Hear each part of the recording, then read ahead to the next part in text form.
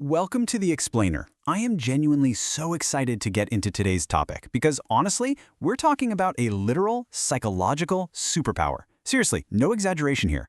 We're going to dive right into the incredibly fascinating, sometimes a little uncomfortable, but absolutely rewarding world of self-awareness. It's one of those rare tools that can just fundamentally change how you interact with everyone around you. Okay, just consider this quote for a second. I hadn't considered that you view yourself one way, and there are all of these different ways that you are viewed. I mean, really let that sink in. It's kind of jarring, right? A little terrifying even. We all just wander around in our own heads all day, totally convinced that the way we see ourselves is exactly how the rest of the world sees us. But the reality? Yeah, that is very rarely the case. So, before we get to the really fun stuff, let's just make sure we're on the exact same page about what we're actually looking at today. Self-awareness, which, if you're in psychology circles, you might hear called private self-consciousness or self-knowledge, is basically just how much your view of yourself is actually in touch with what you're really like. Simple as that. It's measuring the gap between your perception and reality. Now, I know what you might be thinking. You might be rolling your eyes thinking this is just more wellness jargon, or that I've spent the whole summer, drunk on mindfulness out on a balcony somewhere. But if we take a step back and actually look at the hard science, it's undeniable. People who really understand their own feelings and motivations, they have significantly better psychological well-being. It's directly linked to much better relationships.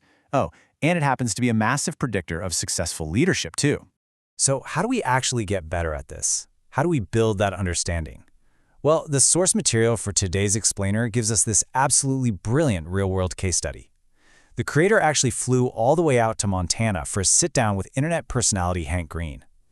The whole mission was basically to try and magically deepen Hank's self-awareness by testing out this one specific psychological technique. And what I absolutely love about this experiment is just how beautifully simple the technique is. The interviewer playfully pitched it to Hank as basically Art Attack meets high-level psychology. You don't need a lab coat, you don't need any fancy equipment. To figure this out, literally, all you need is a pen and a piece of paper. The tool they used is called the Johari window, named after its creators, psychologists Luft and Ingham. So how exactly does this thing work? Well, you basically just draw a window with 4 distinct panes. These 4 little boxes visually map out the entire human personality by comparing what's known and unknown about ourselves. It forces you to take a hard look at how you see yourself and directly weigh that against how others see you. Let's actually break down what lives inside each of these 4 panes. The first pane is called the arena. This is the completely transparent part of who you are. It represents the stuff that you know about yourself and that everybody else knows about you too. When you're operating out of the arena, there are no secrets. Everyone is on the exact same page about your traits, your quirks, and your behaviors. Next up, pane number 2, the facade. Now, this is where you keep the things you know about yourself, but you've deliberately or maybe even accidentally hidden from the outside world. Like maybe you're secretly a massive Justin Bieber fan, or perhaps you're actually way more introverted than you let on when you're hanging out with your friends. Dropping down to pane number 3, we hit the blind spot. And honestly, this is where things get really interesting. These are the traits that are glaringly obvious to everyone else, but entirely unknown to you. Think about someone who nervously fidgets during meetings, or maybe they unconsciously micromanage their team without ever realizing they're doing it. The whole world sees it, but they are totally oblivious. And finally, the 4th pane is the unknown. This box holds the total mysteries. These are the deep, hidden parts of our personality that neither you nor anyone around you has any clue about. It is basically the completely unexplored territory of your mind. Okay, so how do we actually use this map in the real world? Well, back in Montana, Hank Green had to play this game, and the rules are super simple. Step 1, you look at a massive list of adjectives, and you pick 10 traits that you feel describe you. Step 2, you have a friend, someone who knows you really well, pick 10 traits that they think describe you. And step 3, you map them out on the window to see where things line up and where they completely derail. And just a fun detail to set the scene here, Hank was literally writing his traits down on a brown paper bag while the interviewer was tapping away on an iPad, a very high-tech meets low-tech vibe. So let's look at what actually happened. During his moment of introspection, Hank chose some incredibly optimistic, positive words to describe himself. He went with witty, silly, friendly, adaptable, caring, happy, independent, intelligent, and loving. If you look at that list, it's a wonderfully warm, outgoing self-perception, right? But now, contrast that with what the interviewer picked. The host looked at Hank and selected calm, clever, introverted, trustworthy, sensible, modest, logical, dependable, and witty. I mean, looking at this second list, it almost feels like they're describing a completely different person, doesn't it? It paints a picture of someone who is much more reserved, grounded, and intensely analytical. Which leads us to the absolute best part, the hilarious punchline of this whole psychological experiment. Out of all those carefully selected adjectives, guess how many words overlapped? Exactly one. Just one. And that word was witty.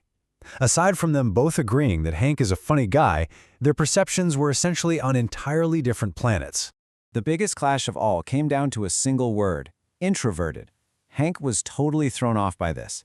He basically said, well, I might be introverted, but I definitely wouldn't put it on a top 10 list of my defining traits. But from the outside looking in, the interviewer was dead set on it, viewing Hank very clearly as someone who deeply enjoys quiet time. So at this point, the interviewer is having a moment of sheer panic. I mean, imagine flying all the way to Montana to film this brilliant scientific exercise, only to realize you are completely out of sync with your subject.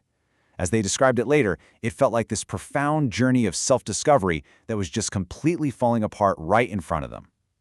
But don't worry, science to the rescue. When we actually map Hank's results onto the Johari window, it suddenly all makes perfect sense. Witty and intelligent, since clever is basically a synonym, those go right into the arena because both guys see them. But those warmer traits Hank picked, like silly, caring, and loving, those landed in his facade. And why is that?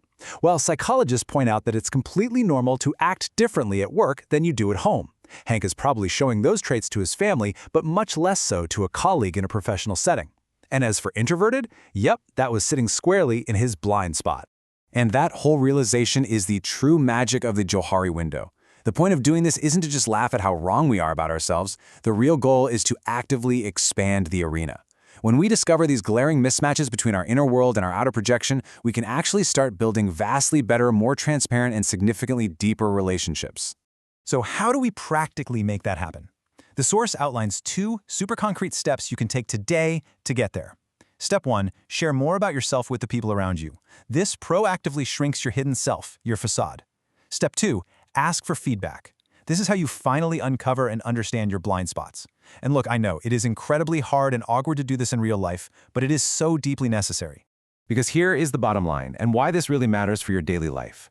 If there is a massive gap between how you view yourself and how everyone else views you, that friction is going to cause a ton of stress and totally unnecessary anxiety. Closing that gap through self-awareness doesn't just turn you into a better leader or a better partner, it honestly brings you a fundamental sense of internal peace. Which brings us to the end of today's explainer. But before we go, I want to leave you with one really powerful question to chew on.